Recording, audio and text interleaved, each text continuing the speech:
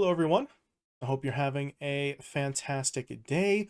My name is Kmart, and I want to talk about some basketball. And today, we are going to be talking about the Sacramento Kings. Specifically, we're going to be talking about the Kings' offense and what's kind of happened to it from last year compared to this year. So, uh, just to sort of introduce the concept a little bit here, last season the Kings were the number one offense in the league. They were first in offensive rating and first in points per game. So far this season, they've slipped from those positions. They are 13th in the league in offensive rating currently, and somewhere in the realm of 7th, I want to say, in terms of points per game. So, again, what happened to the Kings offense? Now, the first and most obvious answer would be the one that I normally give in these scenarios when we've talked about other teams, and that's that the offense has regressed in some form, that the Kings offense got worse this year compared to last year. They're less efficient, or they're turning the ball over more, something along those lines.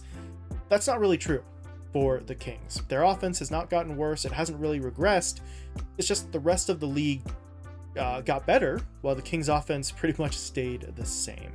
So we're going to compare the stats for the Kings this season compared to last season, because we've got effectively three sort of categories for those statistics. The first is the most straightforward one. The numbers for the Kings got better, so their ranking in the league also got better. Within that category, we've got field goals made, field goals attempted, three-pointers made, and three-pointers attempted. So in effect, the volume statistics, right? The Kings are taking and making more shots in general than they were last season. Those numbers have gone up, and by extension, their ranking in the league has also gone up. That's straightforward. That's the way you would expect it to be. The opposite effect should then also be true, right? In areas where the Kings statistics have gone down, you would expect their ranking among the league's teams to have also gone down. And that is true for the examples I'm going to lay out here. But the actual amount that their ranking has gone down here is maybe a little bit more than you would expect, considering the size of the actual statistical decrease, right? Throwing around too many words here. What I'm saying is, taking a look at points for the Kings as our first example, last season they averaged 120.7 points per game. That was enough for first in the league. This season they are averaging fewer points, 118.6. That's 2.1 points fewer. That dropped them from first to 7th in the league by that 2.1 point per game decrease, which feels like probably more than it should be, right? If you take that 118.6 points per game and compare it to the points per game that teams were averaging last season, the Kings would be 3rd, not 7th. So yes, their average has gone down. Their ranking goes down to reflect that, but the ranking goes down more this season than it would have last season, despite 2.1 points. That's one bucket, right? One fewer basket per game, and they drop 6 places in the standings. For an even bigger decrease, you can look at the team's field goal percentage year over year. Last season, they were 2nd in the league. This season, they have dropped to 10th, despite a drop in field goal percentage of just 1%. So, yeah, again, it's a decrease, but would you assume that a 1% decrease in your field goal percentage would drop you from 2nd to 10th? That is a pretty sizable and honestly maybe disproportionate decrease for the Kings. And for one final point here, just to really drive the point home, taking a look at the Kings in terms of their turnover count. Last season, they were 8th in the league in terms of turnovers. This season, they are 15th, despite averaging just 0.1 more turnovers per game. Pretty much the smallest increase that you could statistically sort of see, and it dropped them 7 points in the rankings.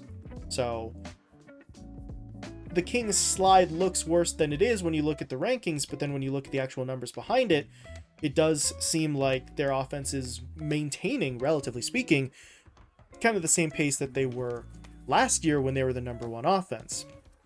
And that brings me to the final sort of category here in terms of the Kings statistics, because there are some instances here where the Kings are actually averaging better stats than they were last season, but still seeing their league ranking go down. We'll start with 3-point percentage for the Kings. They increased their shooting from outside by 0.2%. I know, not a massive increase, but technically speaking, they are shooting better. Their ranking in the league went from 9th last season to 12th this season, despite, technically speaking, improving their 3-point percentage. And the same thing can be said for the assist average here for the Kings. They're averaging 1.4 more assists this season than last season. Their ranking in the league went from 3rd last year to 6th this year. So the 0.2 in terms of the 3-point percentage was not much of an increase. 1.4 more assists than you had the year before is a little bit more of a significant increase, but their ranking still went down from 3rd to 6th. So, what's the point here? What am I getting at? Well, realistically speaking, it's just kind of a semantics point. The Kings offense ranks lower than it did last season. That, you can't really argue that. That's just the numbers. They are at a lower position than they were before. But they're not in a lower position because their offense isn't producing as well as they were last season. The numbers are still either the same or close to the same or straight up better than they were last season. The ranking has gone down because multiple other teams in the league have exploded in terms of their offensive output, whereas the Kings kind of just sort of maintained the position that they had before. It's just that position has now become, relatively speaking, weaker than it used to be. Now, does that matter? Meh. Kind of yes, kind of no, right? If you're the Kings, there are now multiple teams who are producing at a higher rate than you. So that is something to be concerned about. But your offense has not gotten any worse. Your players, relative to how they were playing last season, are maintaining a pretty consistent output. So there is something to be said for that. They did not necessarily improve to the same extent that other teams in the league did, but they haven't gotten any worse either. So effectively, we'll have to see whether that makes a difference. If the Kings can improve upon their postseason performance last season, they made it to the postseason for the first time in a while. Very few players on their roster had much playoff experience, and that kind of showed in that series against the Warriors. They might be a lower seed this season, but the hope would be, with your offense remaining consistent, even if the rankings have gone down, and your players having more experience now in the postseason, that the Kings would be better prepared when the playoffs finally get underway. But I just kind of wanted to point out a bit of a weird statistical anomaly here. The Kings rankings have gone down across the board, but the numbers don't really coincide with that big of a decrease. So thought it was interesting, something I wanted to share, but let me know what you think. Is this more of a concern for Sacramento than I'm sort of making it out to be? Do you feel that the Kings do need to improve their numbers offensively, not just sort of stay around the area that they were before? Or do you think that the consistency might play out in the Kings' favor over the course of the last few months of the season and into postseason play? But either way, please feel free to let me know what you think. But other than that, thank you all so much for watching, and I will talk to you later.